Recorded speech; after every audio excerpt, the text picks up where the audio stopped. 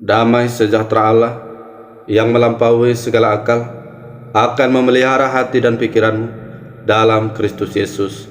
Amin. Shalom saudara-saudara yang dikasihi oleh Tuhan, yang menjadi khotbah pada Paskah pertama Minggu 17 April 2022 diambil dari Lukas 24 ayatnya yang pertama sampai ayatnya yang ke-12. Demikianlah firman Tuhan. Tetapi pagi-pagi benar pada hari pertama minggu itu, mereka pergi ke kubur membawa rempah-rempah yang telah disediakan mereka. Mereka mendapati batu sudah terguling dari kubur itu, dan setelah masuk mereka tidak menemukan mayat Tuhan Yesus.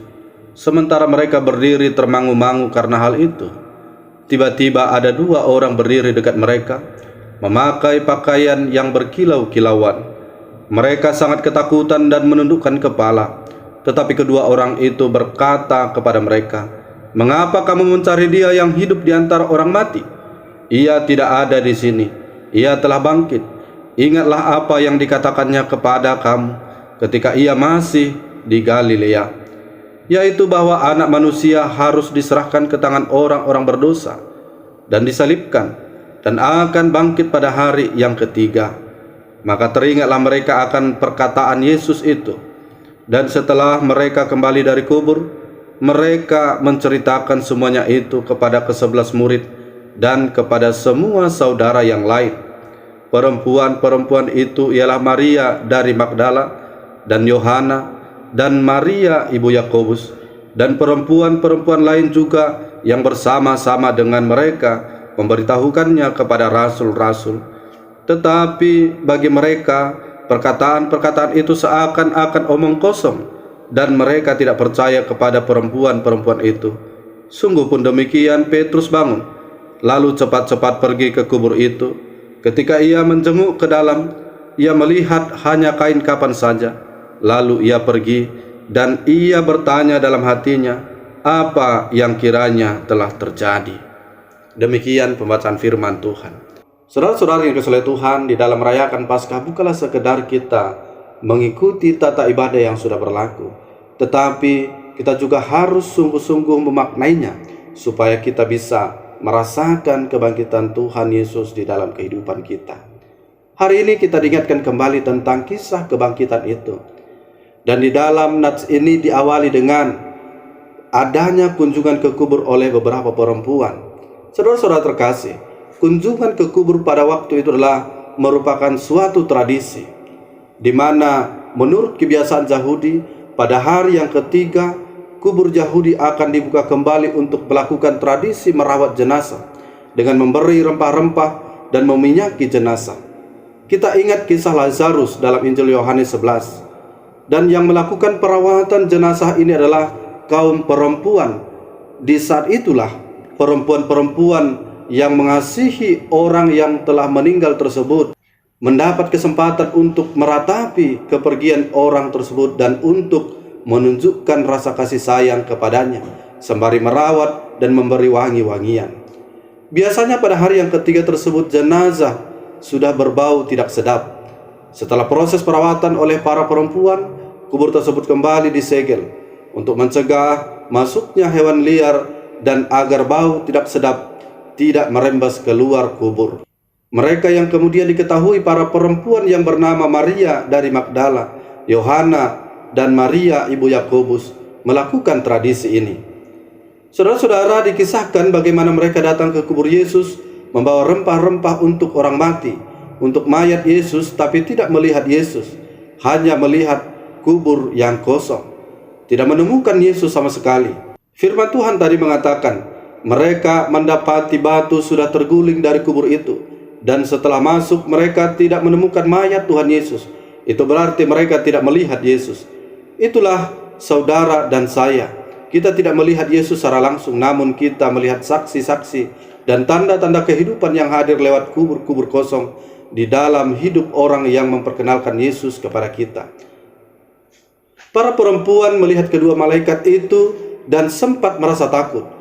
Jangan-jangan mereka mendengarkan kabar buruk, tetapi bukannya bertanya, mereka malah menundukkan kepala untuk mencari guru mereka yang terkasih di dalam kubur tersebut.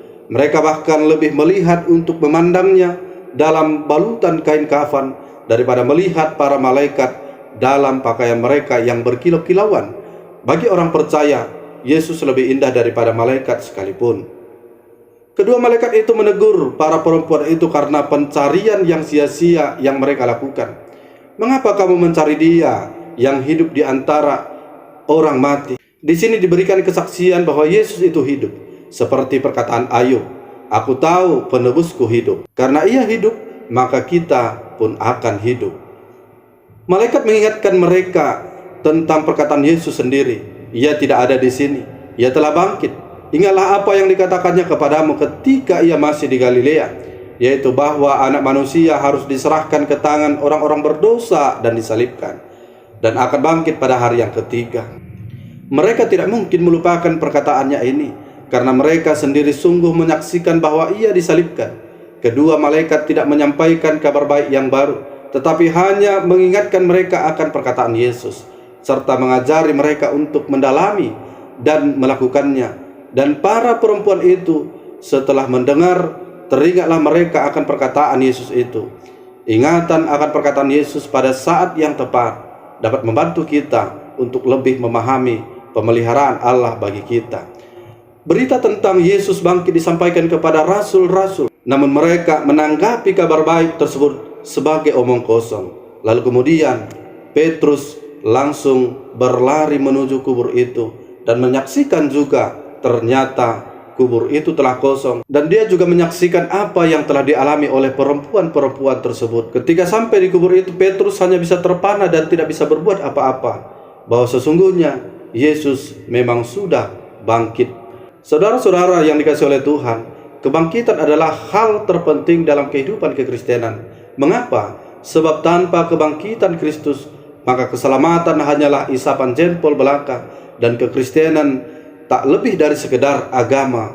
Rasul Paulus mengatakan, andai kata Kristus tidak dibangkitkan, maka sia-sialah pemberitaan kami dan sia-sialah juga kepercayaan kamu, yang dicatat dalam 1 Korintus 15 ayat 14. Dan jika Kristus tidak dibangkitkan, maka sia-sialah kepercayaan kamu, dan kamu masih hidup di dalam dosamu, yang tercatat dalam 1 Korintus 15 ayatnya yang ke-17.